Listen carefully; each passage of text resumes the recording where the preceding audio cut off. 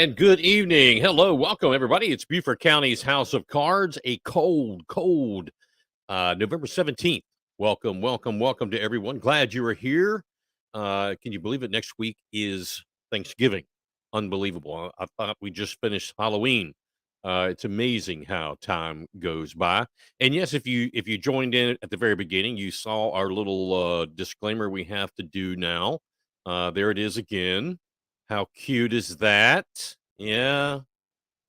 Anyway, things are changing. We got all kind of cool stuff going on.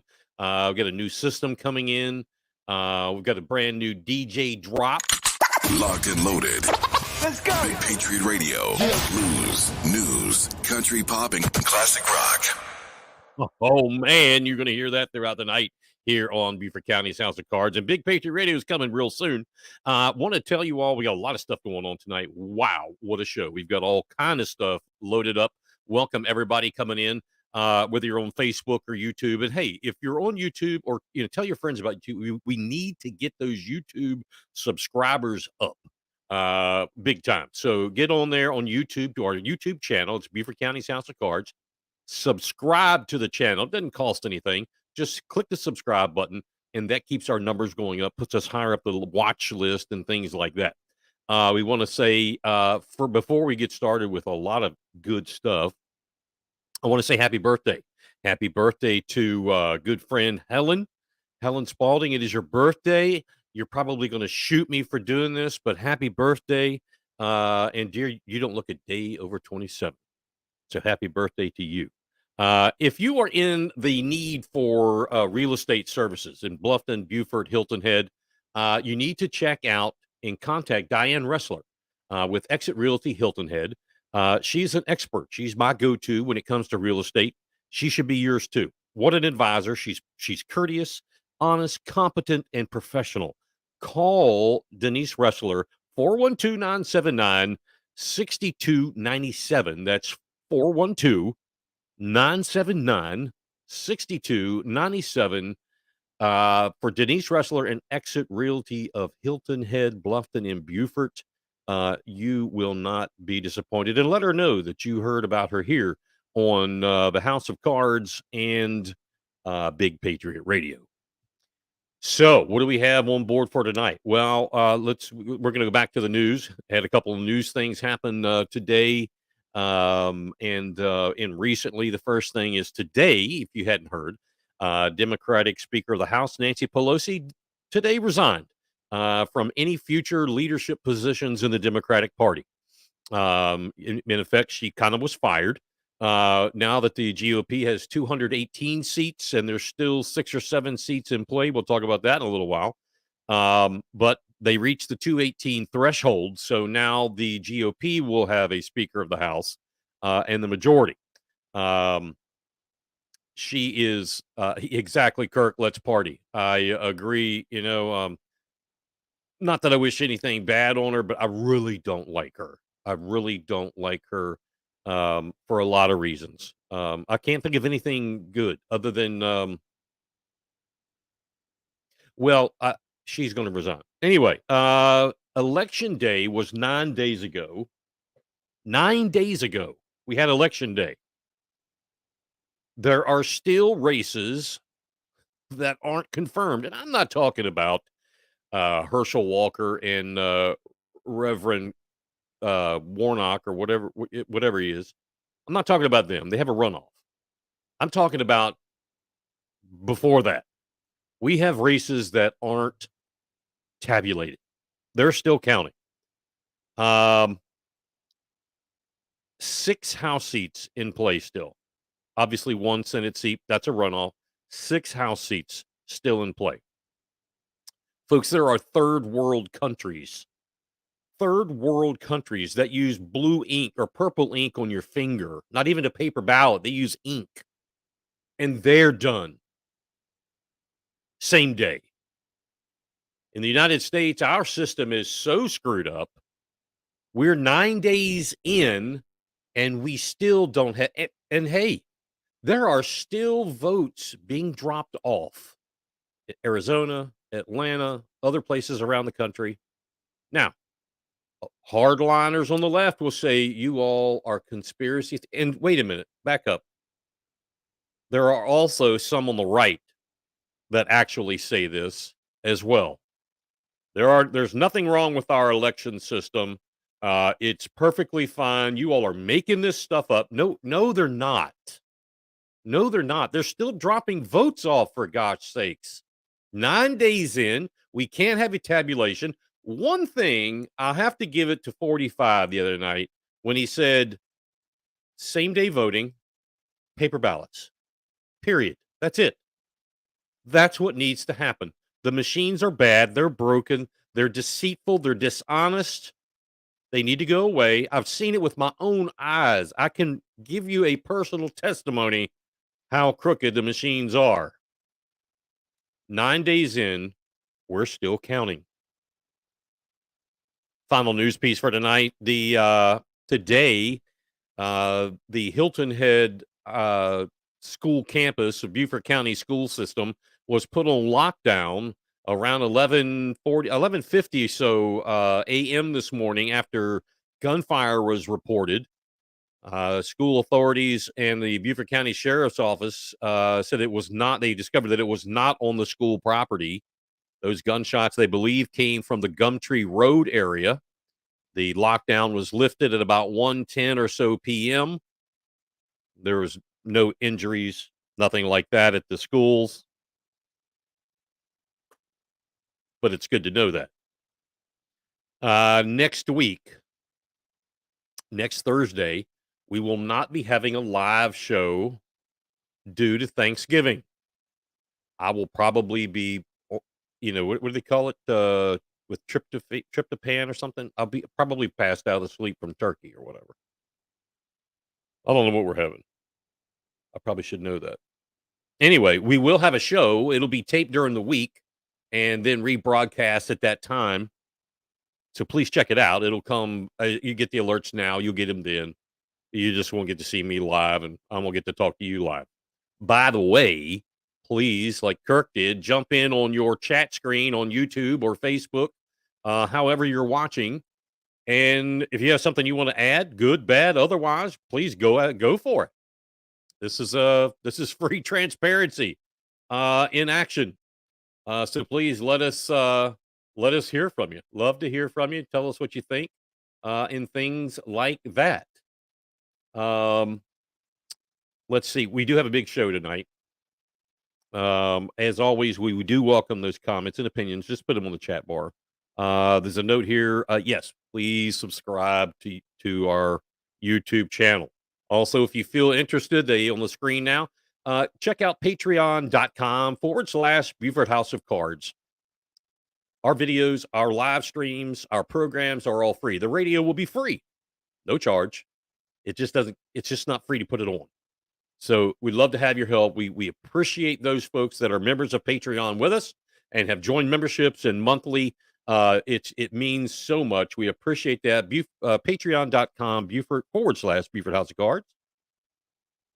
We've been talking about the Rouplemond Plantation over the last 3 shows or so. And I thought I would bring that back. Let me put these on so I can see what's going on here. When we left off, and again, I get so much mail, email, and text and so forth from folks that say, wow, I just never knew that, and that's pretty awesome, and so forth. So, we're going to keep doing it. If there's something you want us to investigate, look into some history. I saw something the other night. I don't remember what it was, but we're going to look into it. I've got it written down here somewhere. When we left off, we had talked about in 1733. Remember, Priolo owned the area that we would call Rouplemond Plantation. He owned that. 1733, the English Assembly put in a ferry that would go from the plantation across the water to Indian land. By 1737, that same assembly ordered a second ferry. I guess they were having growth.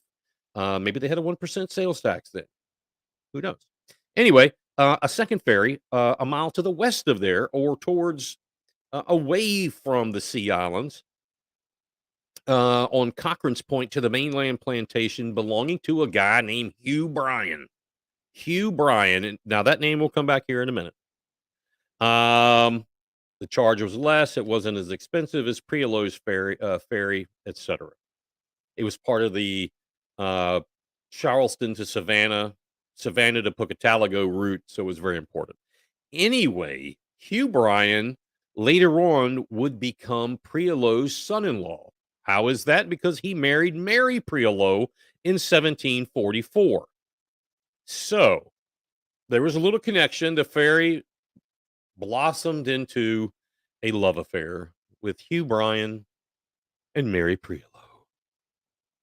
Anyway, 1744, they got married, and Bryan, um, later on in life, it was revealed that he was somewhat of an eccentric. Now, eccentric is not a bad thing. Back then, it probably was a little oddity. Okay. Anyway, there were some there's some written history. Um, Bryan was captured by the Yamasee Indians. Now, remember the Yamasee Indians, they're the badasses. You know, the Crete were the intelligent ones. They used a little bit diplomacy in their behavior. The Yamasee, they just went out and kicked your ass. That's all it was. That's all they cared about. They just fought and they won and they moved on. Anyway, so he was he was captured by a captor of the Yamasee Indians. And he went through, at that time, think about the parallels now, what is written in history as a religious conversion. This is in 1744. He was captured, put in jail, in Yamasee jail, and he had a religious epiphany in jail. He found the Lord in jail, the jail of the Yamasee Indians. He apparently, as is written, I'm not making this up, this is written, he had quote unquote mystical experiences. This is Hugh Bryan, married Mary Priolo. He had these mystical experiences, asserted that the 1740 Charleston fire was God telling the city of Charleston of its sinfulness. He wasn't wrong there. And began to preach to large gatherings of slaves. While the other behavior that's written was perhaps somewhat tolerable, the latter was not. In 1740, 1744, somewhere in there, acting like a whack-a-mole was one thing.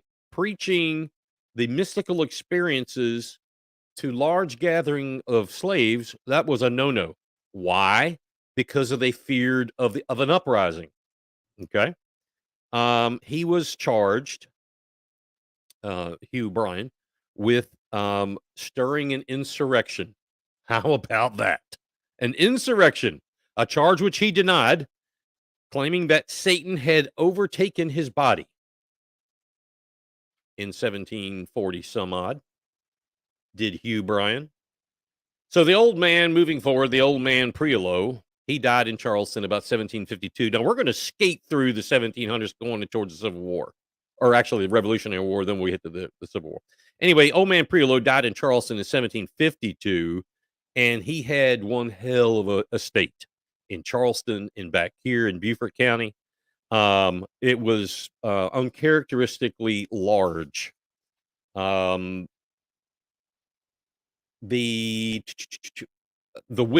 will devised his what they called Patterson's Point Plantation, otherwise will be known as Rouplemond later, containing about 935 acres to his two daughters, Mary Priolo, the wife of the whack-a-mole Hugh Bryan, and Elizabeth Priolo.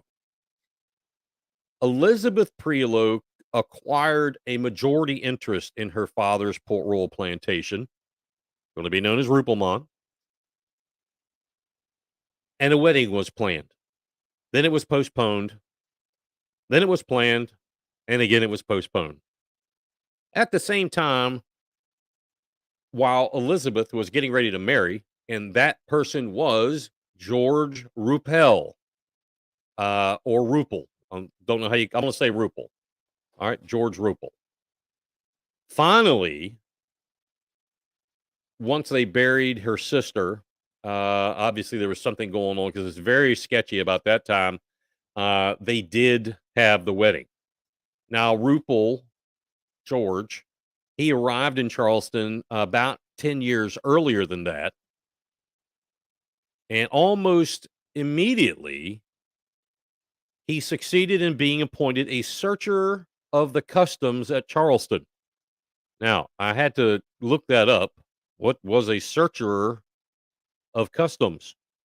And his job was he was responsible for searching ships, baggage, and goods for dutiable items or contraband.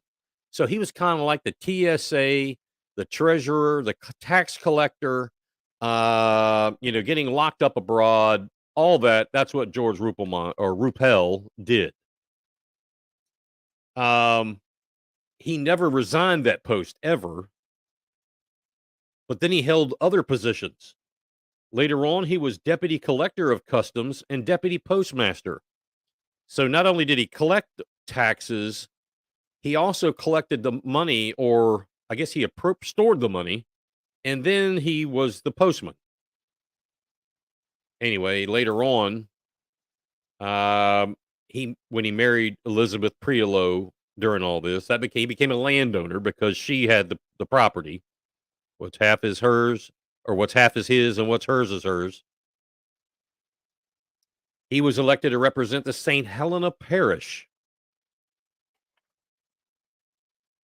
After selling some property later on in about 1750, 1760, Ruppel then purchased the majority interest that his sister-in-law, Mary, owned of Patterson's Point. That was 4 or 5 years after the death of Whack-a-Mole Hugh, and she probably needed the cash, to be honest with you. She probably needed the cash. She quickly got remarried. Well, quickly, it was within 5 to 10 years, to a Reverend William Hudson. He was a convert of George Whitefield and a tutor earlier hired by Hugh Bryan. These folks knew each other really well, really well. Regardless of that, Ruppel bought the plantation, I look at him as someone who said, look, your family is kind of whack. Let's just buy this land, the rest of it, and let's grow, which they did. Some other notes that I had here. Where did I want to go with that? So there are unreliable. Yes, David, we'll get to you in just a second. I do want an update. There are few reliable population estimates for the St. Helena parish. In some written estimates, in 1720, there were 72 people. 42 were slaves, and the rest were freedmen. In 1725, it said they had 224. So the numbers were all over the book. It is a fact that the majority of residents in the St. Helena parish were slaves, were people of color. In 1720, all of a sudden, the wealth of the planters began to erupt on St. Helena parish. Unfortunately, none of the slaves got to see that at that time.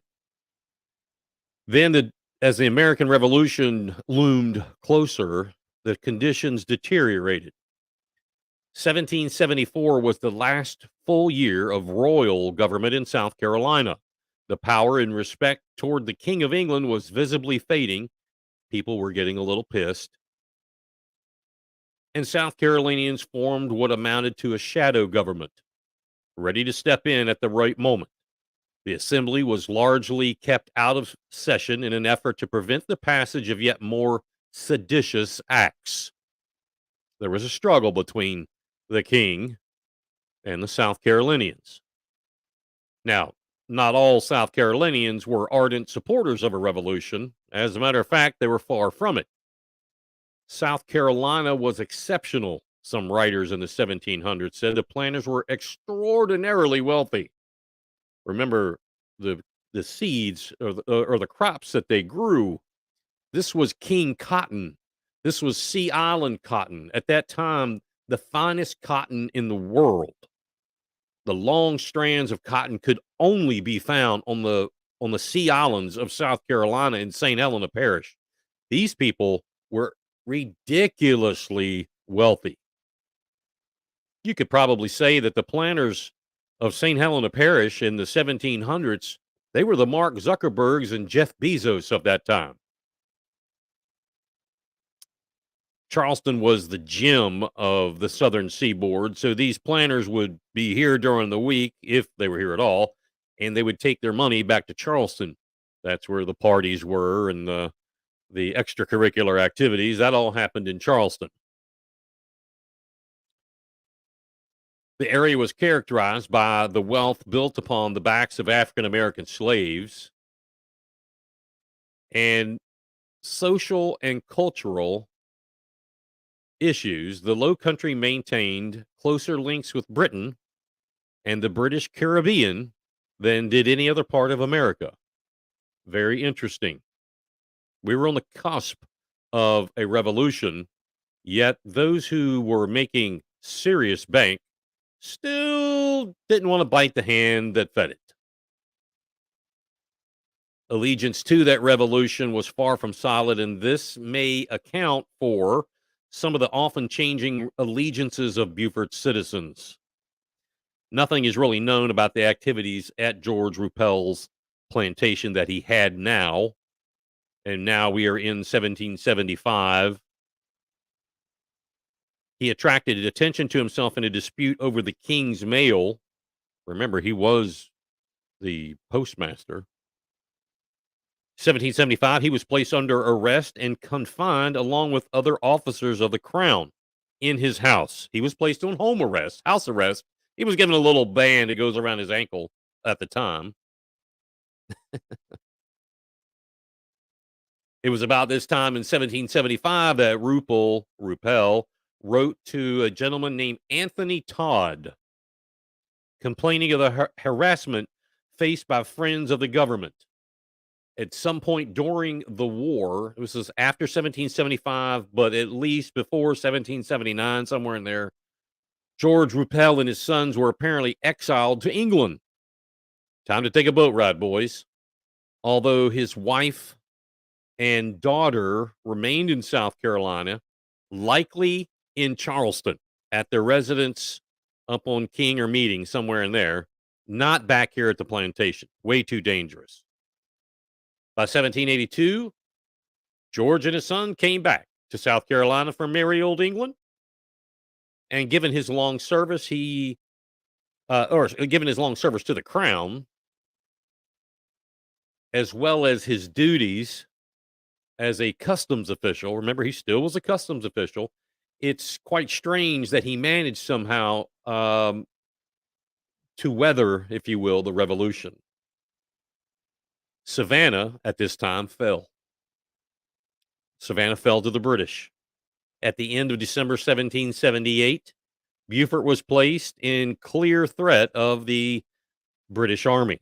The incursion into Georgia and South Carolina, of course, was part of a much larger plan designed by Lord George Germain, designed to drive a wedge of troops through the Pine Barrens westward of the Low Country, thereby isolating the rebellious planters on the coast and reducing them, as Germain put it, and this is a quote I should have said, to the necessity of abandoning or being abandoned by their slaves or submitting to the king's authority. So, well, furthermore, the thought was that occupation of the Low Country would not only provide a base of operations for the English, as it did for the Union in the Civil War, little foreboding there, but it would also deprive the Americans of its use. Very money. It's all about the money. All about the money. The money was here because of the king cotton, because of the indigo, because of the rice, Carolina jasmine rice, all that huge money, especially the cotton. But it's interesting when you talk about where they drove them through the Pine Barrens, blah, blah, blah, west of the Low Country. I can imagine Jasper County, Allendale, or what we now call that, Bamberg, Hampton. Those were the Pine Barrens to the west, outside of the immediate reach of the Yamasee Indians This is where they started to drive. And remember, and if you'll know, if you don't know here, not only did Savannah burn, but Augusta. There was a road to Augusta that they burned. So all this is very important. Last thing we'll talk about, then we'll get on to some exciting stuff. The importance of Beaufort. Beaufort, South Carolina, was stated clearly in 1770 by Lieutenant Governor William Bull to the Earl of Hillsborough, and this is a direct quote. In the year, I should have a British accent when reading this, don't you think?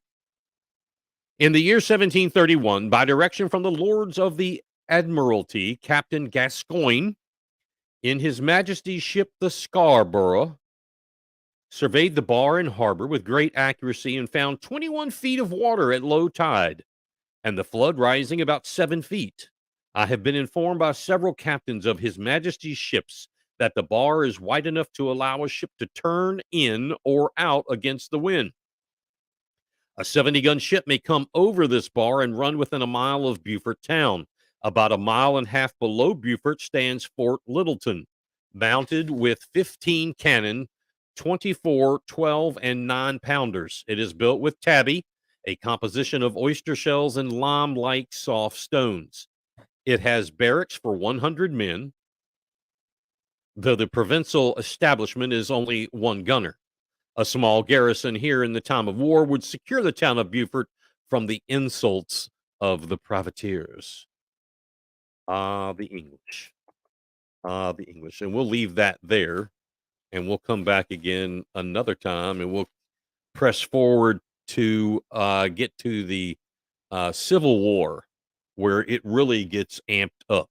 So let me find, what on earth did I do with my notes? Here we go. So, David, let's see. While I'm trying to find myself here. Locked and loaded. Let's go. Big Patriot Radio. Blues, news, country pop, and classic rock. So we're going to talk a little bit about how I'm going to kind of change things around. This wasn't in the queue yet, but we're going to go ahead and talk about it. And David, if you're there, we'll get your, let me find you here. Your information. David Lewis Cook, a friend of ours from Hilton Head. He just got home from, you see here on the screen, the Book Reconsideration Review Committee. And folks, what we're talking about here, the books, those horrendous people that want to ban books and burn the books. Yes, that's us. No, we don't want to burn any books. We don't want to ban any books. We'll get in more of that. David went to the first committee meeting. We'll get an update from him on that. Let's go backwards a little bit, back to Tuesday, just 2 days ago. There was a Beaufort County school board meeting where it was televised. There were, I don't know, 4 or 5 people that spoke in against removal of any books. One in particular was the principal of, and I believe it's Hilton Head High School. Correct me if I'm wrong, anybody. But I believe it's Hilton Head High School, who was, quite frankly, and I hope somebody tells him this, he was quite frankly rather, what's the word? Rather shitty and obnoxious with his excessively loud clapping and his smirky little undertone comments. Anyway, on a brighter note, there was a handful of people who spoke in favor of this, and they were giving very eloquent reasons as to why. Yours truly wasn't able to be there. I was out of state, but I called in and tried my best to give a very eloquent and detailed presentation in 3 minutes of why this isn't book banning and book burning. I did relay to them that a recent August 2022 federal court case in the Eastern District Court of Missouri, it was a BK, quote unquote, BK, by and represented by her parent TK versus Westville School District. Same kind of thing. Books, pornography, books, school system. Same thing. They wanted them gone. People sued them, said it was unconstitutional. it wasn't unconstitutional because they weren't trying to ban anything. It isn't unconstitutional to remove those books. The federal court of the Eastern District Court of Missouri just reaffirmed that. Not only that, I also wanted to let them know that there is the South Carolina, and I have to say, so did Lauren Martell repeated this. Uh, my buddy Joe was there. He and some other folks that repeated this. The South Carolina Code of Laws, Title 13, I believe it is, off the top of my head, that talks about the providing of or positioning of substantive materials that are or pornographic, that talk about X, Y, and Z or anything thereof. It's in our code of laws that that is illegal and that you can be held legally responsible if you do that. So, anyway, David, if you're there, go ahead and give us an update. If you want to come on here, I can let you do that. If you want to just type it, we can do that. Whatever floats your boat. I also, as he's typing, I told the school board I had to get this a little bit in there. I mean, you guys know me. I did tell them, I said, hey, by the way, I'm at the end of my 3 minutes. I did, and this is true, I applied for the committee. I wanted to offer my services to be on one of these committees or whatever. And I said, but because I happen to have information from the inside, my name was thrown out like immediately because of my political positions. David, I can't call you if I'm on the radio on the show. You're more than welcome to join us. I can email you a link that you can come on here, but I can't call you. Anyway, I let them know that that was illegal. What you did was illegal, but I'll give you a pass. Just letting you know, I know about it. So be it. So there you go. Anyway, I guess you mean yes, David. So let's give him, what is your email address, my friend? All right. So let's write this down. Folks, hold tight. This is like breaking stuff. LCF HHI at Gmail. Get a quick drink while we're doing this. We will, let's copy that and hang right there with us, folks. And we will, let's see here. Why is this not working? Let's go to, boom. You should have received something on your screen there, David. Just if you do, I'll see you pop up. So anyway, they've got these committees, the committee or committees, whatever it is, he'll tell us. They will they're formed I guess they're going to read every one of these 96 or 97 books, which is fine. I mean, that's what you should do. I vetted them personally, just personally, by 3 different sources. I use booklooks.org, Focus on the Family, and now I can't remember the third one. Whatever it was, that's what I used to vet it. I just sent it again, David. It should be on your screen there. And if any of our trolls come on, I can just delete you. Or hey, maybe I'll put you on too. Whatever. Either way, it's all good. So anyway, they're going to get together. They're going to read these books, and decide if they are applicable to be in the public school system or not. And we'll see what happens. One of the things like I said in my thing Tuesday night, I made the claim that it was disingenuous, and I still believe that, and out of line for the ACLU. Someone brought the ACLU in like 2 weeks ago or 3 weeks ago. It was disingenuous for them to bring the ACLU in, to a school board meeting and solicit that complete line of horse manure when years ago, they didn't like this. Years ago, it was those same ACLU folks that came out to schools all across the country, and I'm talking decades ago. They came out to schools all across the country, throwing a complete shit fit about schools that pray, that let their kids pray in school, schools that have the Bible in the school, schools that have the 10 Commandments at the front door, and even still some schools with flags and the pledge. The ACLU led that charge to get rid of it. And in some, most, not all cases, they won. It's public money. I understand. But wait a minute. The shoe's on the other foot now.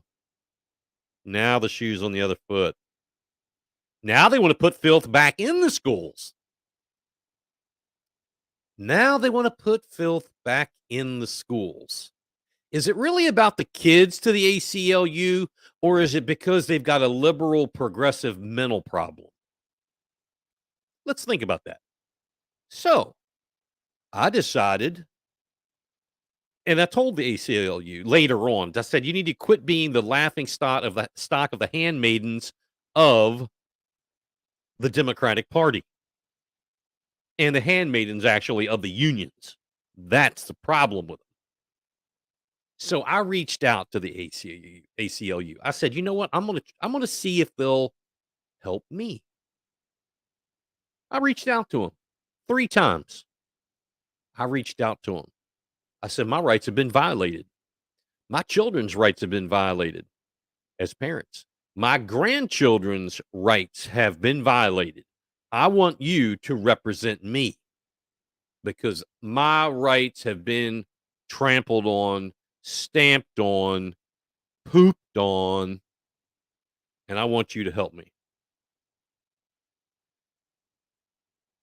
Do you know what they told me? Nothing.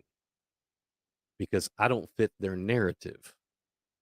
And more than likely, you don't fit their narrative. That's why it's one big circle of horseshit. The ACLU, the liberal progressive mentality, these idiots that go on this tirade and make up stories that doesn't fit the narrative, or we don't fit their narrative anyway. So we've mentioned this before. We're going to keep mentioning it. I see Ivy breaking news. The district is saying some other community members submitted a list of 97 books. I'm assuming you mean along with yours or ours or however that works. I think that's awesome. More people are I see it online. More people are upset. More people are wanting to say this is not all right. This is not okay. We can't have books in middle school that talk about, gay sex, any sex for that matter, how to perform fellatio. I mean, the list goes on and on and on. Child sexual perversion out the wazoo. That's not normal. If you think that's normal for a kid who doesn't even know what they're doing, they haven't even figured it out yet, but yet you're going to let them go in there and pull off. Let's see what this is. Oh, wow. That's okay? No, that's not okay. And it's not okay that you think it's okay. Why? Because there are those who think it's not okay. And because it's public schools, public tax dollars, one group says, nope, I'm not for it. Just like the other side did when they didn't want the Bible, or they didn't want the 10 Commandments, or they didn't want prayer. And they won. The shoe is on the other foot. The shoe is being put on the other foot. David, I don't know what happened to you. Did you not get the link to come on? If you did, please chime in, and we'll otherwise we'll just keep going and we'll go to the next thing. Let me know if you got the link, David, and click on it and come on in. You'll be put in the green room. I'll see you. You'll have to get on your computer to do it. Anyway, while we're waiting for that, and we'll go back to that, it's a pretty big topic. I've had a couple of folks, actually more than a couple. I've had quite a few. I've had several people mention to me about one person in particular, that a gentleman who is no stranger to public life at all, but he's a complete novice to public office. Some folks had some questions and concerns. His name is starting to creep up in public publications, if you will. And some folks asked me to look into a few points. Some of those folks knew that I know him. Some were not aware of that. And they're finding out tonight that I know this guy. The recent elections in the Beaufort County School District, District 8 specifically, only had one candidate, and that was Mr. Carlton Dallas. And he's now going to be serving on the school board come January 2023. Once again, call your neighbor and tell them to jump on YouTube and listen to this. This is important. This is important. And hit subscribe while you're there. Mr. Dallas, I'll just call him by his last name, Mr. Dallas, whom I have known for many, many, many years since being here in the Low Country. We've sat and talked numerous times when I owned the last company I owned. He used to come by and we would sit and talk.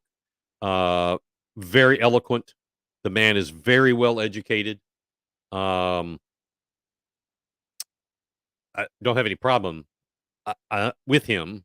I know he's now he may not admit this, but it's true. He is very, very progressive, and he is a solid Democrat, and that's fine.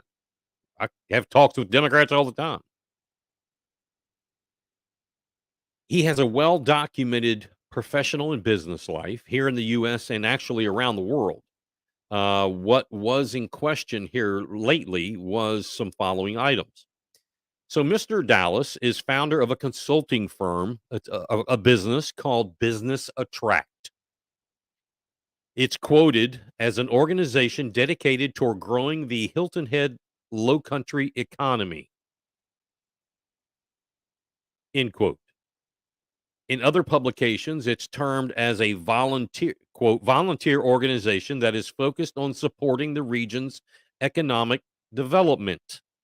Some of the English is not quite correct, the grammar rather. It does say, quote, that the organization seeks, I see you're in there, David, hold on, seeks to recruit high-paying companies to the Beaufort County area, as well as promote science, tech, engineering, math, what we call STEM, jobs to local students and young professionals, which is fine. Now, I had sent several emails to Mr. Dallas asking the following questions, which were asked to me, as he is becoming a publicly elected official.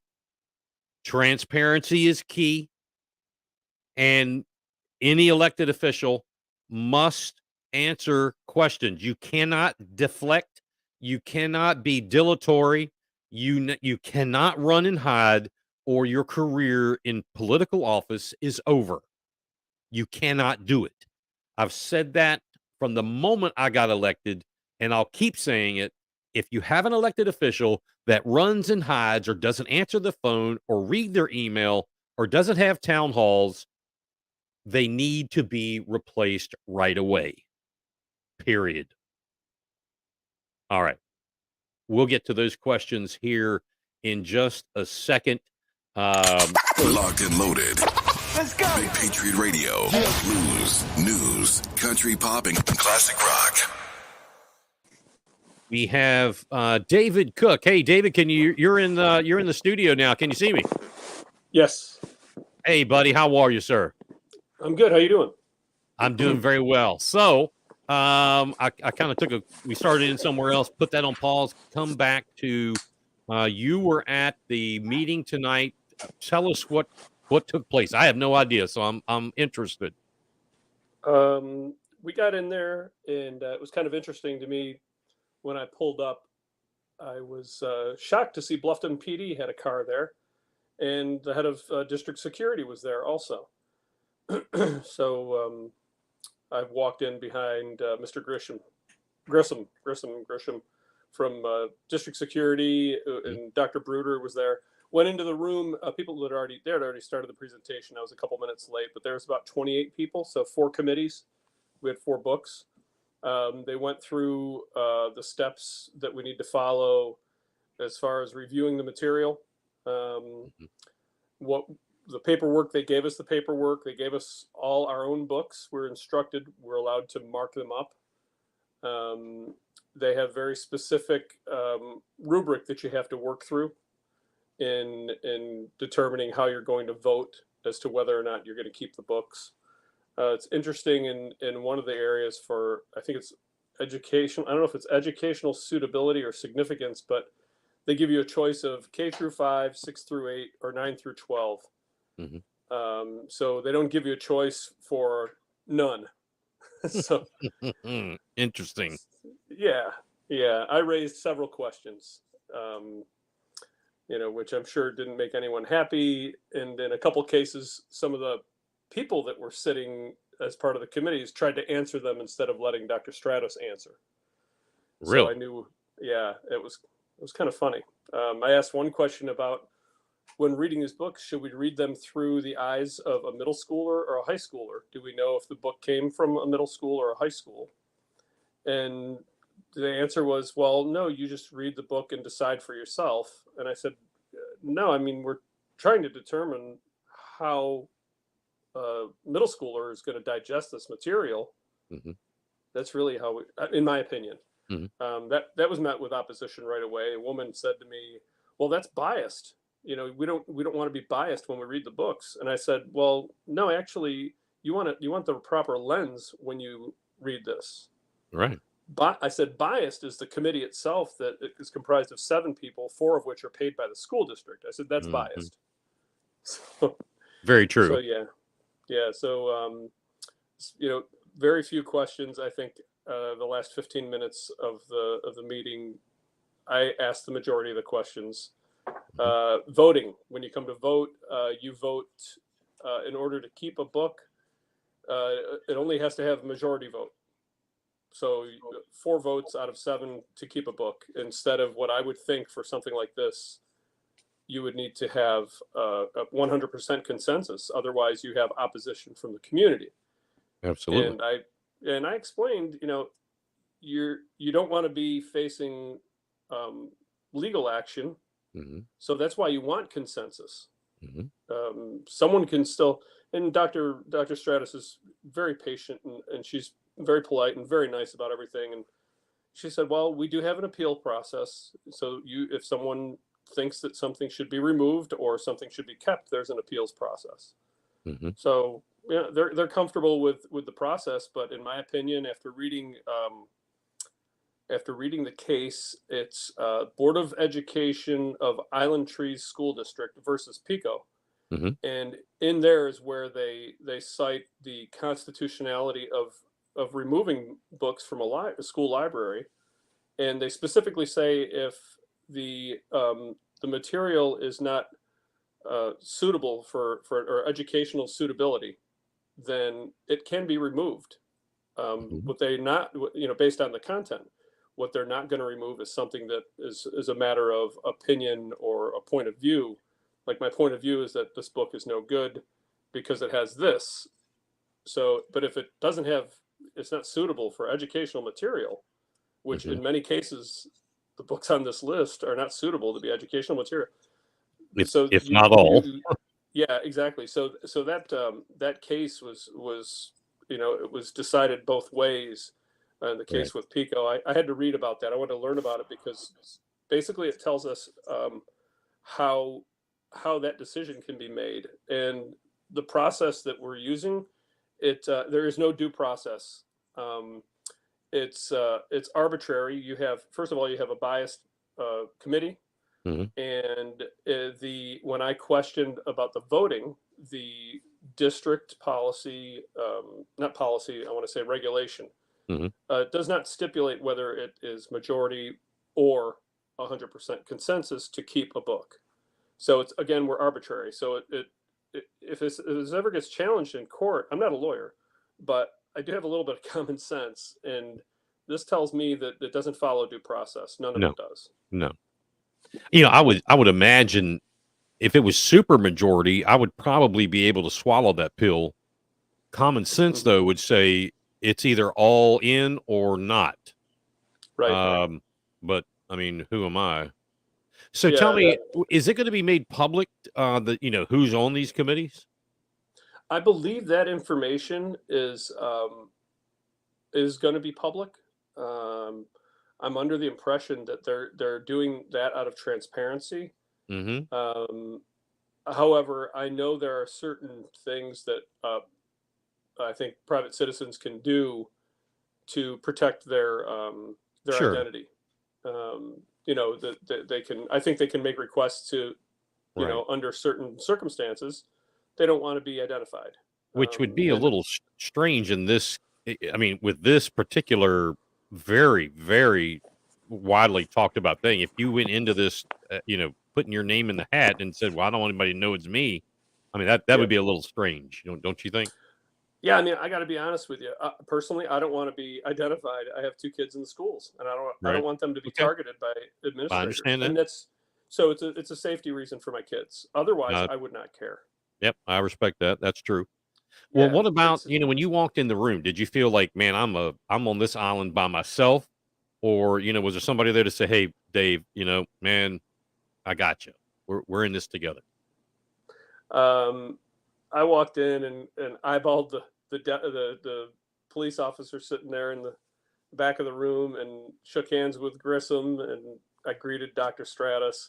I looked in the room. I didn't know anyone, and I think there were two other men in there out of 28 people. I wasn't really paying attention because I got in a little late and I wanted to focus on what they were talking about. But right. No one had my back. Gotcha. It was the lion's den. Yeah, and that is unfortunate, and that's it will come out. I mean, it shouldn't be that way. They have every opportunity to be open, honest, and transparent. I knew this was going to happen, and when one of my moles told me that they took my application, XYZ leadership person took mine and threw it in the trash can and said a couple of things, I knew this was going to happen. And it's unfortunate, but I think everybody knew this was coming. How many committees are there? Is it just one? We're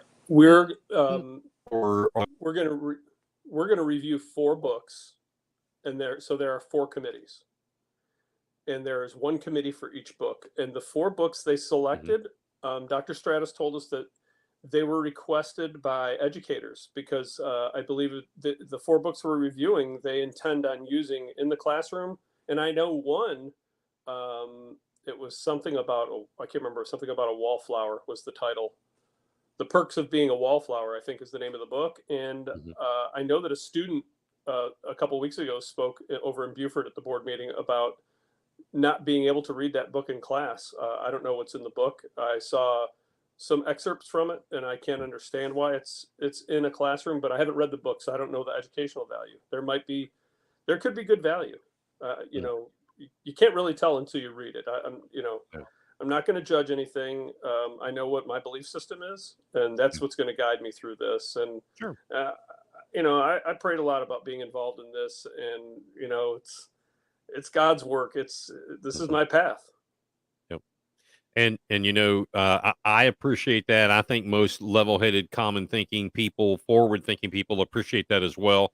And I hadn't thought about what you said, that and I don't have kids in school anymore. I have grandkids. But you are taking, in today's society, you are taking the opportunity for someone to have a little backlash, and you got to respect that. So yeah, it's when people stand up to serve for their community, I don't think anyone in that room would be concerned. Um, I don't have any reason to be concerned. I don't think we're in that environment. I don't think we have Mhm. people in our community that are that harsh. You know, we have our own belief systems. Everyone, whatever side of the aisle it is, Mhm. I think for the most part, we're a pretty civil group of people in Beaufort County. We may not agree on things, and that's fine. That's what Mhm. makes us a great country. Sure. Absolutely right. And Yeah, when you get down to it, this shouldn't be a political statement. This is a moral statement. And yeah, unfortunately, people like I was just talking about the ACLU, they are trying to make this yeah, a political challenge. And that's unfortunate because they're the last ones that need to be involved in anything politically. But yeah. David, I appreciate you coming on. Love to have you back as you go through this process. I don't know how many times you meet or whatever. Love to hear about the books that you're going to read, and I don't want to get into the details of them, but Yeah, it's we let me know have what you think. yeah, I will. I'll give you the heads up. They have us coming back December 1st, and that's going to be in the. They stated in the interim, we're really not supposed to talk to anyone else in our committee. Right. Between the seven of us, I Mhm. don't. I think that I met one woman in my committee, and we're supposed to reconvene December 1st. At Mhm. which point we'll discuss the book. We go through our paperwork, and we vote. And it's supposed to be. Um, Anonymous ballot. You mark on your paper and put it in a box. Gotcha. Yeah, All right. so we'll have an update then. All right. Come back anytime. David Cook from Hilton Head. Thank you so much, sir. Thanks, brother. All right. And there we go. What a guy. Locked and loaded. Let's go. Big Patriot Radio. Blues, news, country pop, and classic rock. So back to and we're going to continue this story. And again, and I do appreciate David taking this on. I hope to find other folks that are involved in this. And I certainly hope. And if the school board is listening or the school board has nothing to do with it, but the school district, if you one-sided this group, it's going to come out and that's just going to be worse for you. So I hope you didn't do it. It doesn't matter that I'm not on there. That's not why I'm saying this, folks. I'm just saying I hope you didn't do that because it will be bad for you. Anyway, back to Mr. Dallas that we were talking about. Um, so anyway, I sent him several questions, and these questions were posed to me, and I wanted to find the answers, so I sent them to him. The first ones, I said, are the accusations being made correct that you were advising the town of Hilton Head on public dollars, that's tax dollars, distribution at the same time that you had an application into the town under Business Attract, this new company, I guess, or business or whatever, for the same thing? In other words, were you advising the town on its public tax dollar distribution at the same time of having a application into receiving some public dollars? I, I didn't, if so, that's a no-no. Anyway, the first response from Mr. Dallas was, and I quote, Michael, hello, my friend. Extremely busy beyond behind on emails, phone calls. You know me and my ethics, they have not changed at all. End quote. I responded the very next day and I told him while I appreciate, and I appreciate his reply, that didn't answer the question. I told him that I don't doubt any of his ethics statements, um, but the questions are being raised and all have his name on them. Several of these people, they all had his name. I mean, that's where the conclusion was drawn because it was always his name. I told him that I would love to quelch the undercurrents, the undertones, but I must have these questions answered. I sought him out um, after election day. I knew he was busy because he was unopposed, so I want to give him the day. Asking for his responses, he shortly thereafter replied, quote, "Hi, sir. I'm not in position yet and spending time learning as much as I can. End quote. I again replied to him almost immediately, this time that I was not going to be brushed off any longer. You can only blow me off for so long, and then you're going to get blown back. You're going to get bit. I said, I'm not getting blown off anymore, buddy. I told him I was bringing this subject up on my show. People had asked for these answers. I have a duty to respond. If I don't, I'm no better than anybody else that we talk about. And that I've given him ample time to answer shortly after midnight today, this morning, 12:53 a.m. As a matter of fact, he responded with, again, quote, 1, I am not a school board member yet and staying true to the platform which I have shared when speaking. 2, the platform is attached to help your audience understand where I am standing, broadly speaking, on the issues, end quote. So after asking him 3 or 4 times, whatever it is, about his involvement with Business Attract and whether he is seeking public tax monies for this business, this consultant group, this volunteer group, whatever it's coined, and if he was given those same reports to the town on the same, he has completely ignored the issue, period. Completely. Period. Of course, I already, and the folks should know this. So if you have watched any time or been involved when under oath, I don't ask a question normally unless I already know the answer. I learned that early on in life. I've already done the homework, Mr. Dallas. And I can tell you, yes, Carlton Dallas came before the town of Hilton Head Town Council and gave a lengthy report on the discussion of transparency, my goodness, of the Hilton Head Island Bluffton Chamber of Commerce, DMO, and A-tax distributions. That was November of 2018. Lengthy enough to where several town council members and 2 of Hilton Head Island town staff spent time talking about it. It was that very same time that Business Attract was becoming an entity.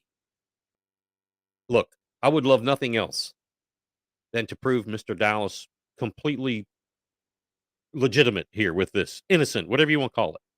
But his adamant refusal, and anybody can, put insert name here. Your adamant refusal to provide answers is telling. As a public official, nothing you do, Mr. Dallas, is private. Any business dealings, any criminal records, anything is subject to public conversation. Our incoming auditor, I just put his comment here on the board.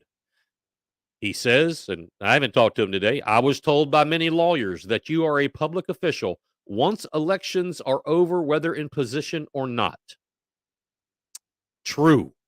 Except, David, once you enter the arena of a publicly elected official campaigning, you then are subject to those same things. You can't delete your Facebook posts. You can't. This is when you have to show your income, your campaign contributions. You haven't been elected yet. Not you. I mean, you as in anybody. It's all out there. It's all out there. So you are correct. I also asked Mr. Dallas about accusations I have had sent to me that he is affiliated with what some people call the GIC, the Greater Island Council, and whether or not he was part of the body. Now, this is a super secretive group. Okay.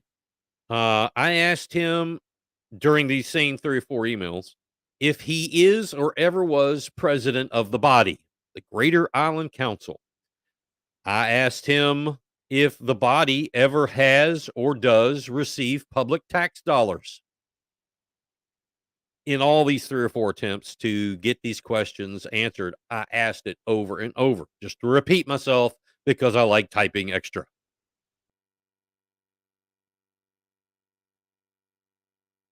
I never ask something again that I don't usually know the answer to. Yes, Mr. Dallas is a member of the Greater Island Council. Mr. Dallas is president of the Greater Island Council. So I ask you now, Mr. Dallas, with all respect, would you now comment on whether or not the GIC ever has received or is receiving public tax dollars in any form from the town of Hilton Head Island or Beaufort County? I also asked Mr. Dallas, because this was asked repetitively, if Alan Perry, the candidate for mayor, is a member of the GIC, the Greater Island Council, and its secrecy. Mr. Dallas's response was, quote, "I will let Mr. Perry answer for that." Since Mr. Dallas, even as president of the group, obviously does not have the wherewithal or the stones or the gall or the gumption to answer the question, rather throws it back in the face of Alan Perry. I asked Mr. Perry, people want to know, are you a member of this ultra secretive Greater Island Council? Yes or no? Are you a member or have you been a member of the GIC? People want to know. As mayor candidate, people have a right to know. The membership list of the GIC is super secret.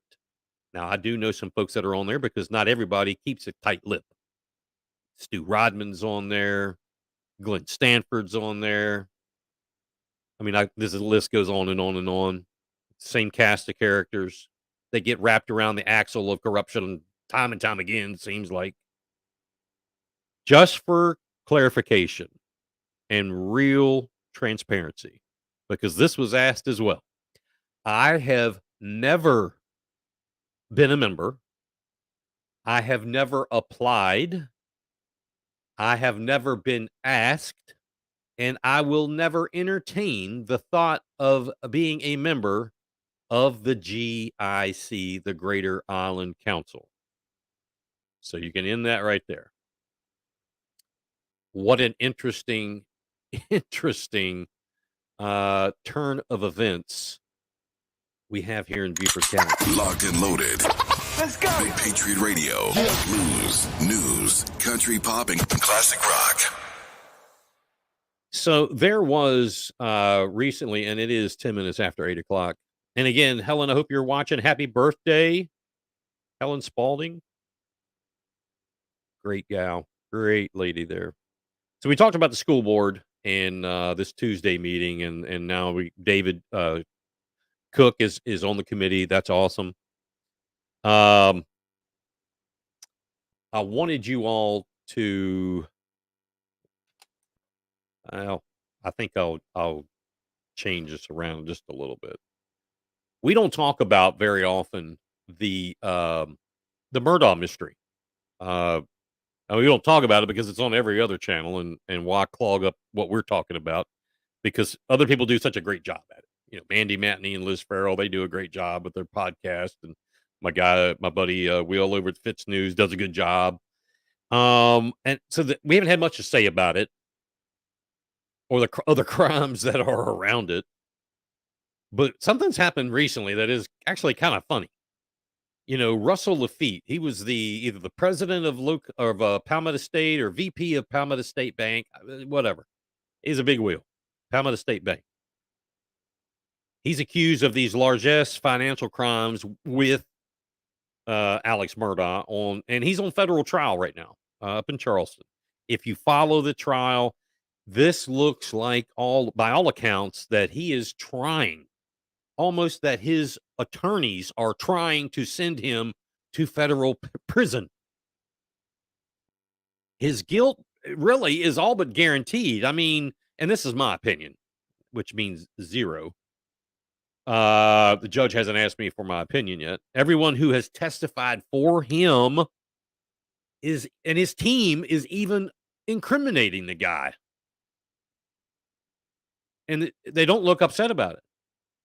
It's very matter of factly. His own father, for goodness sakes, incriminated him. Why? Now, I've never been to prison. I, quite frankly, don't want to go to prison. Hopefully I leave this earth and never check that box.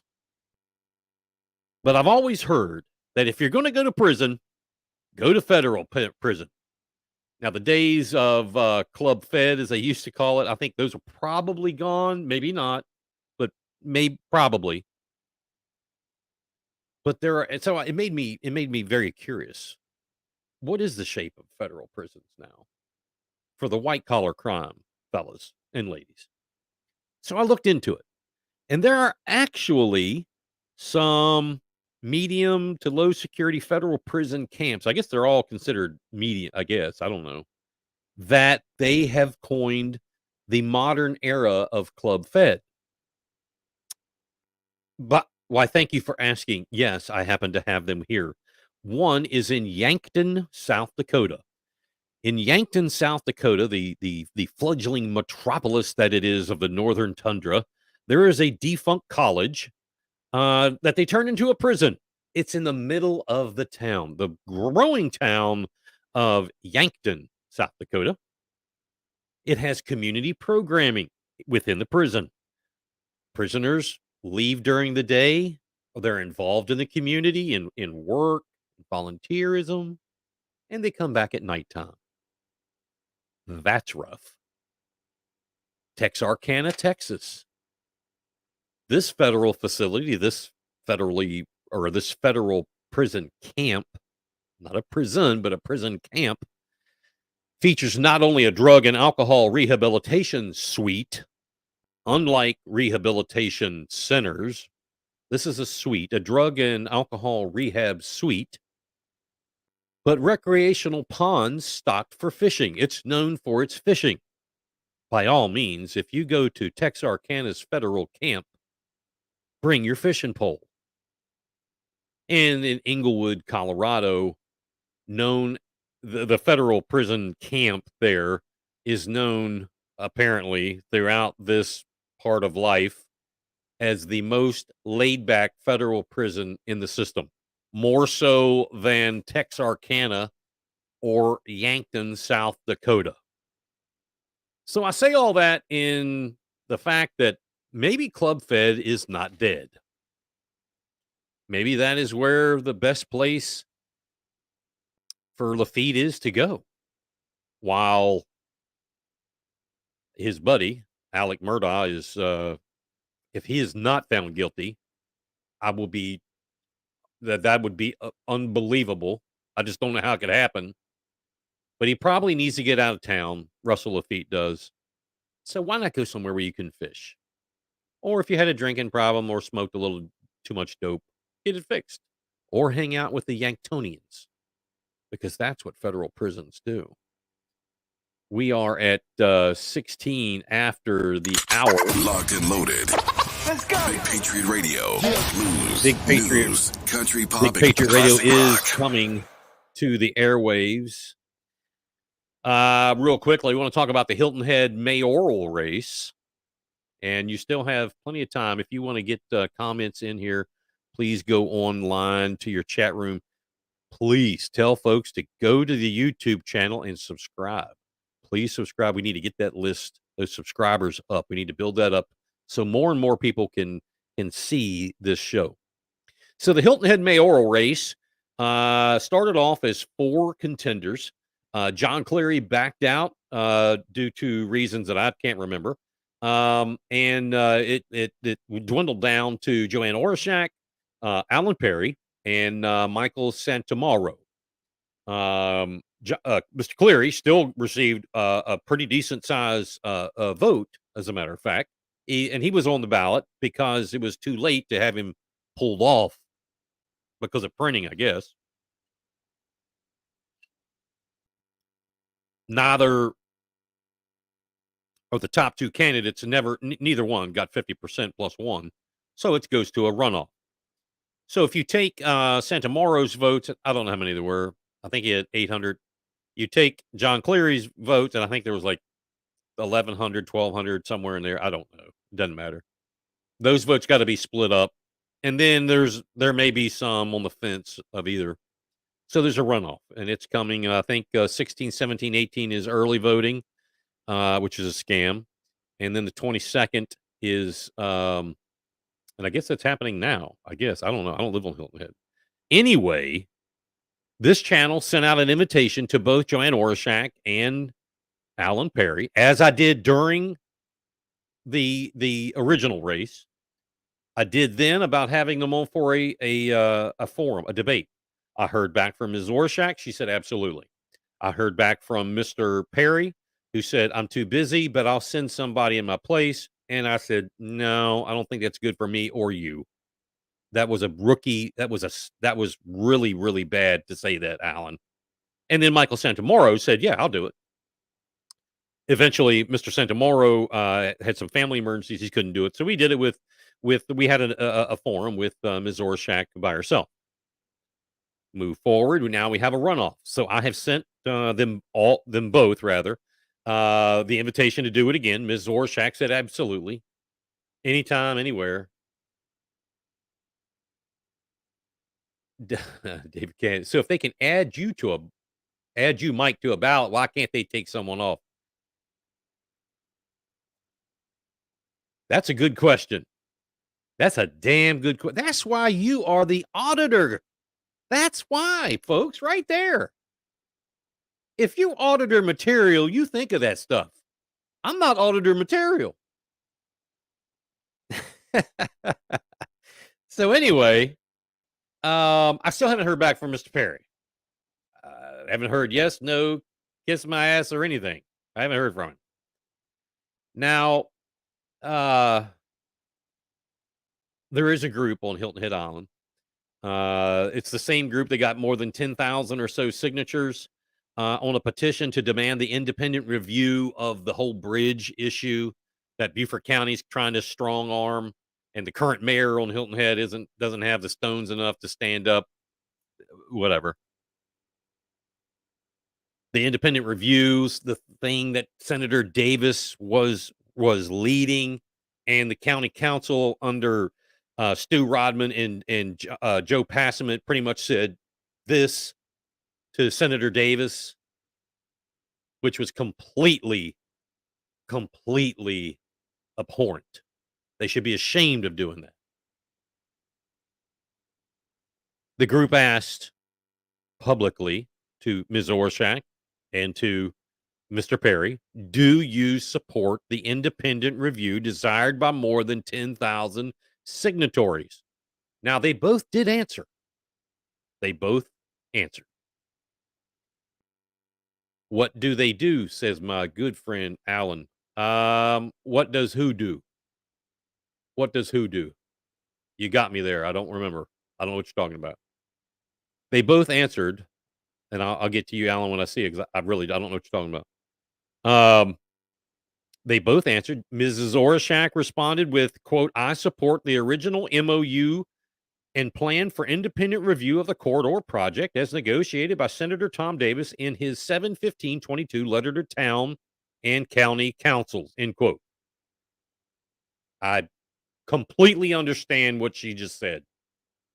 The next day, Mr. Perry responded with, and I quote, I'm not making this up. I'm quoting it. I want you to listen to this. And if you want to see it in writing, tell me and I'll send it.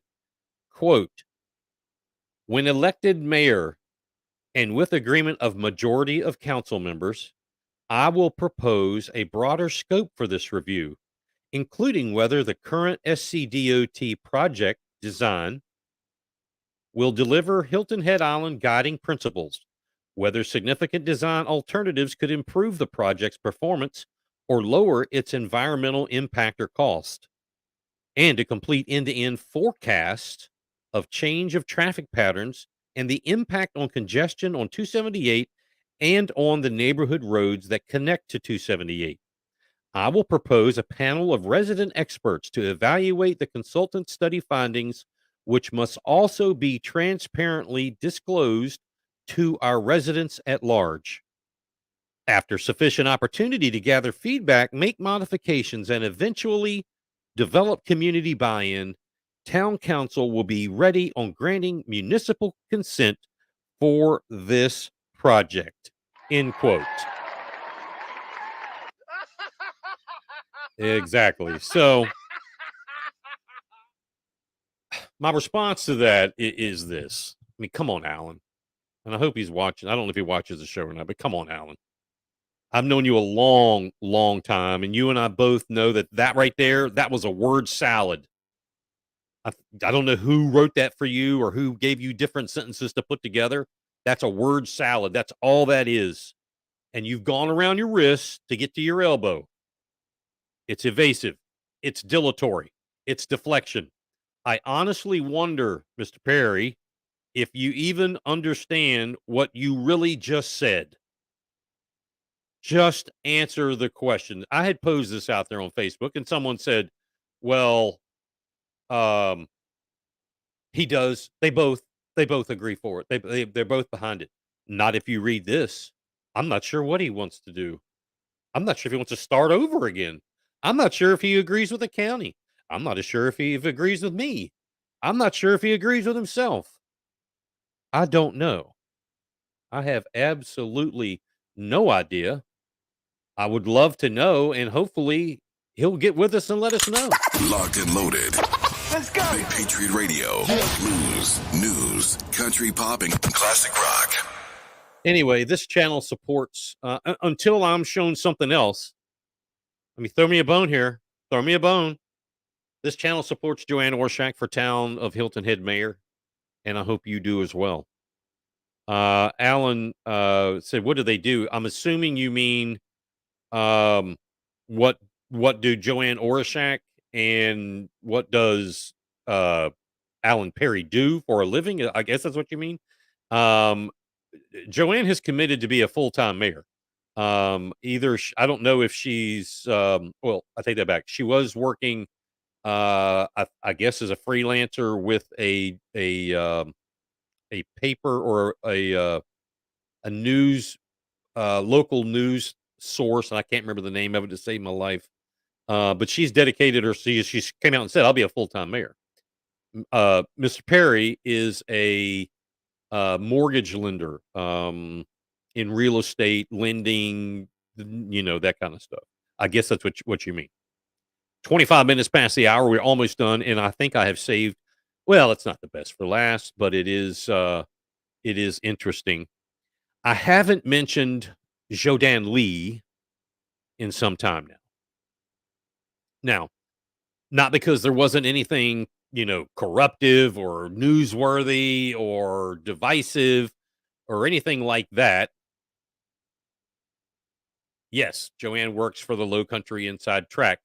They have a. I don't. Well, okay, if you say they have a contract with the chamber, I don't dispute that at all. Low Country Inside Track also goes to every single. They have a person at every single political body reporting what goes on. So not just them, the chamber over there, they go everywhere. Anyway, not because anything wasn't going on, or she's quiet. Not at all. Really, it's because I found better or more newsworthy things, interesting topics than her. However, the leader of the shrinking and fledgling Friends of Liberty started out as a pretty decent size. I'll give her credit. It was a pretty decent size. Now it is, it's not even a group. It's like a at a dinner table. She came out with an email to her readers that I want you all to hear. And I want you to picture this. Close your eyes. Picture she's a little diminutive, little gal. Um, Picture a short, diminutive little gal standing at a podium high above the peasants in town square, listening to her every word, chomping at the bit to wave as she says this. Dear all, from Jodan Lee. We endorse Alan Perry wholeheartedly for the mayor of Hilton Head Island. He's against overdevelopment and expansion of government. More importantly, he has the track record, conviction, and moral compass to serve the community and not be self-serving. He's not afraid of ruffling feathers, but he will not be divisive and disruptive. After the November 8th general election, Hilton Head Town Council will be controlled by liberal-leaning members, which renders the November 22 mayoral runoff more critical than ever. Although the mayor only has one vote, he determines the agenda and the proposals to be put on the floor for vote. On the campaign trail, Allen's opponent has already indicated that she would vote with the majority. We recognize that there is a local activist group actively campaigning against Allen, or more accurately, the perception of Allen. To be clear, Allen has no say in the endorsement he received from the Realtors Association. He has no role with the Chamber of Commerce. In bold, we reject the concept of voting against status quo just for the sake of change. We need to examine each candidate's policy platform, and we need to understand that the cure may be worse than the disease. Most importantly, we need a leader who can unite the community, not someone who will file lawsuits against residents at the drop of a hat or who will be divisive. There is too much at stake for our beautiful island and for self-governance. When the time comes for the mayor to cast that deciding vote, or when policy proposal sounds good but would lead to a bridge to nowhere, can they take a stand to do what's right for the 40,000 island residents? We have faith in Alan Perry, Dr. Barbara Nielsen, and Dr. Christina Guads, who worked with his opponent on the school board, chose to endorse him. Please ask your friends, yada, yada, yada, to vote if you can't. Forward to your friends who live on Hilton Head, Jodan Lee. So let's go back and examine this. And it's not about Alan Perry or Joanne Orshak. That's not the point. That's not the point at all. You can insert Donald Trump and Joe Biden for all I care. It's the audacity. It's the gall. Who the hell does she think she is anyway? Who do you think you are? We endorse insert name.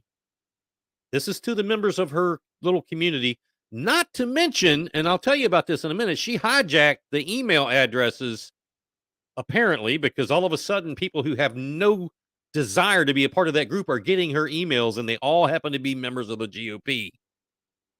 Yet I digress. She stands at the podium high above the peasants, asking them to put their hands up and bow to her wishes that you will vote this way. How do I know that? Because she did that during the primary. She's done that during the general election. She's instituted the vote to the people. You will vote this way. This is what I command. Kevin Henley has done the same thing. We have well illustrated that. Liberal-leaning members, she says, that the Hilton Head Town Council will be controlled by. Who was she talking? Tamara Becker. Oh, wait a minute. That's right. Jodan Lee was behind Kim Likens. The Likens-Becker campaign, it was a great one. I wouldn't call Tamara Becker a liberal, though. Not in a long shot. So who are you calling liberal? David Ames? I wouldn't call David Ames liberal. Alex Brown? I don't know what way Alex Brown votes, but Jodan, are you insinuating that Alex Brown, because he's of Gullah descent, is a liberal?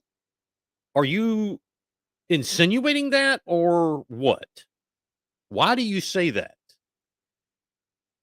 We reject the concept of voting against the status quo just for the sake of change. Yet you tell people to vote a certain way because it's the change you want to push your political agenda or your husband or boyfriend or whatever.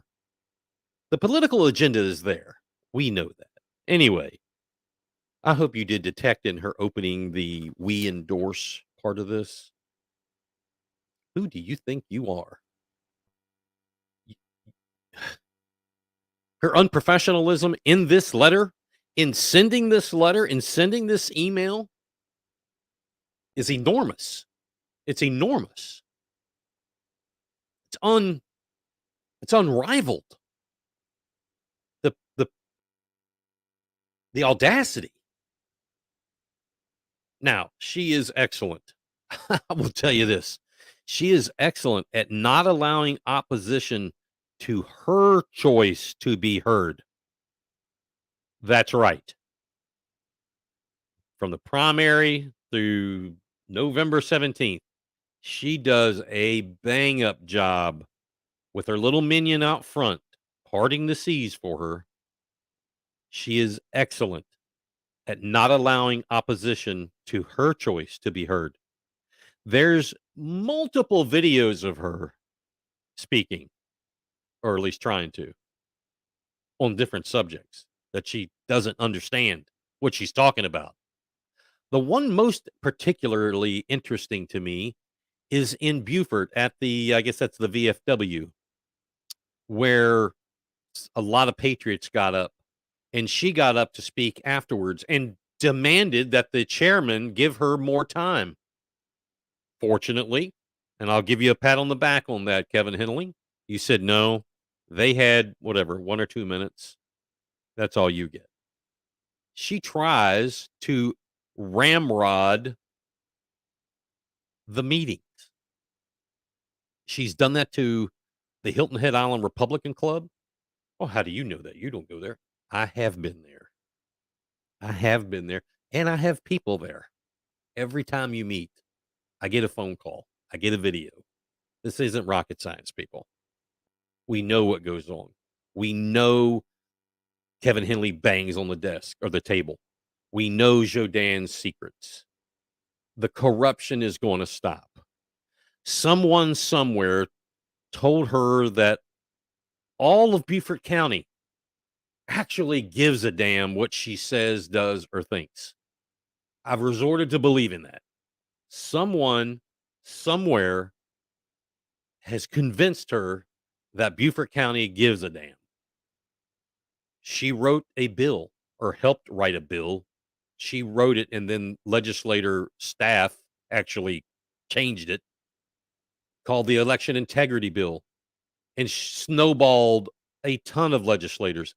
I'm here to tell you that when you get into that bill and you read in the weeds, and others have as well, this isn't me making this up, we're worse off now than we were before her bill. But it feels good to put her in front of the camera and on stage. That too will be exposed. Her email is full of hyperbole and outright just baloney bullcrap.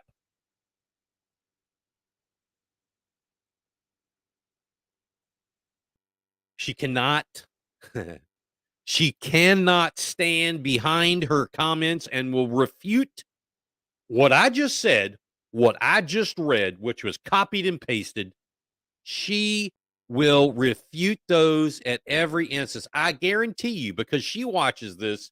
Her husband, I guess it is McSweeney, he watches this. Kevin Henley watches this. They have been on the phone. The numbers, the viewer numbers up here have all of a sudden just they've clicked up. We're up to, I mean, they went boom, boom, boom, boom, boom, more. She will refute this, and inasmuch, I bet you money she'll come out and she'll say, somebody else wrote that. It wasn't me. Somebody else wrote it. It wasn't me. Well, it was you. It came from your email, the same email that I emailed back in February that you said you didn't get, but yet you know how many times people open up your email. The jig is up. Jodan Lee. We know the game you and Kevin Henley and Jim Lee, we know what you're doing. David, I was invited to a meeting with Representative Erickson, that's Shannon over in Beaufort, and Ed Simmer from DHEC regarding mask mandates and unlawful COVID. Excuse me, I was uninvited, and she asked me for my talking points because there were too many people going.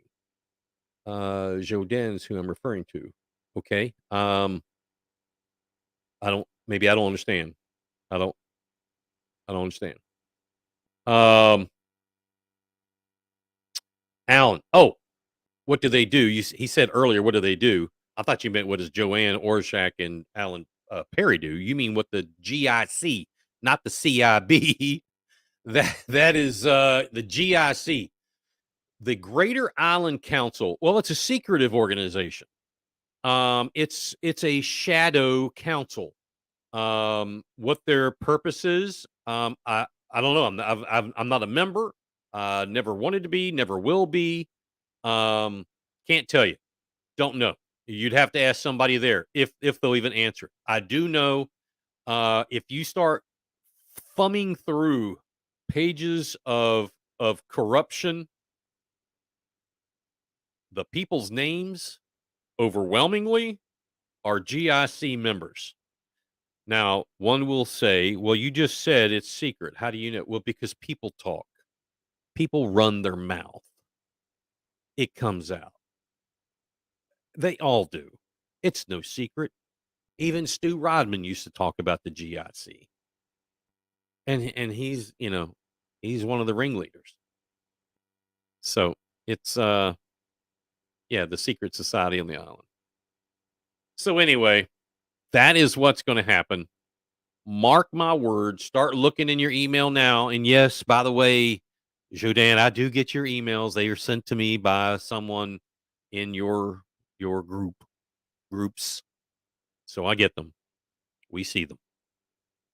That's going to do it for this week. I want everybody to enjoy the upcoming week. It's going to be Thanksgiving week. Spend time with family, friends. Do what you do. Keep an eye out for those first responders, police, fire, EMS, military, your 911 operators, Coast Guard, etc., military, Marines, Army, Naval, Air Force, etc. Let them know how much you care, how much thanks you give them, and if there's one nearby, invite them over for Thanksgiving dinner. They can't afford it. That'll mean so much, and they're working. The police, they're working while you're eating that turkey leg. 911 will always be answered while you're eating that stuffing. The fire will be put out when the pumpkin pie goes down the pie hole. Most of all, be with someone who you care about and enjoy the Thanksgiving holiday. We will be taped. We won't be live next week. It'll be taped. So tune in. You'll get the little alert on your, however you get it now, on Facebook or YouTube or Twitter or whatever. So stay tuned for that.